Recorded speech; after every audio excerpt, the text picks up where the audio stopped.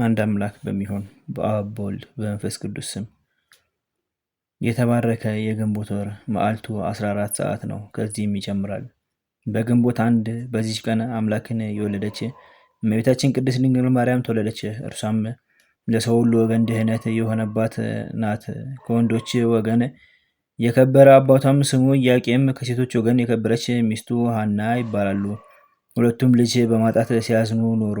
በዚያ ወራት የመካኖች መባ ካህናቱ አይቀበሉም ነበርና፣ እነርሱም ከሰው የሚደርስባቸውን ሽሙጥና ሐዘናቸውን ያርቅላቸው ዘንድ በቀንና በሌሊት ወደ እግዚአብሔር ፈጽሞ ይማልዱ ነበር። ሰውን የሚወድ እግዚአብሔርም ከዘራቸው ለዓለም ሁሉ መድኃኒት ይሆን ዘንድ መልካም የሆነ ሐሳባቸውን ተመለከተ።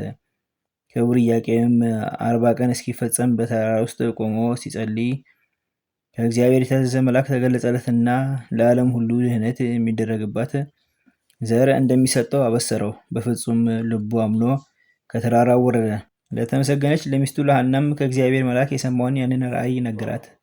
ቃሉ እውነት እንደሆነ እርሷም አመነች። ልዑል እግዚአብሔርንም አመሰገኑት። የተመሰገነች ቅድስት ሐናም ከእርሷ የሚወለደውን በዘመኑ ሁሉ ለቤተ እግዚአብሔር አገልጋይ ታደርገው ዘንድ ለእግዚአብሔር ስለትን ተሳለች። ከዚህም በኋላ ይቺን የከበረች ሕፃን ጸንሳ ወለደች። ስሟንም ማርያም ብላ ሰየመቻት። ትርጓሜውም እመቤት ነው። ደግሞም ሀብትና ስጦታ ማለት ነው። በእውነት የዓለም ሁሉ እመቤት ናት።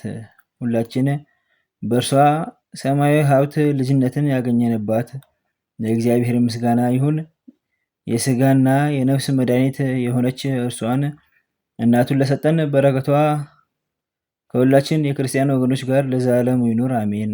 አንድ አምላክ በሚሆን በአብ በወልድ በመንፈስ ቅዱስ ስም ግንቦት 2 በዚች ቀን ጻድቅ ኢዮብ አረፈ።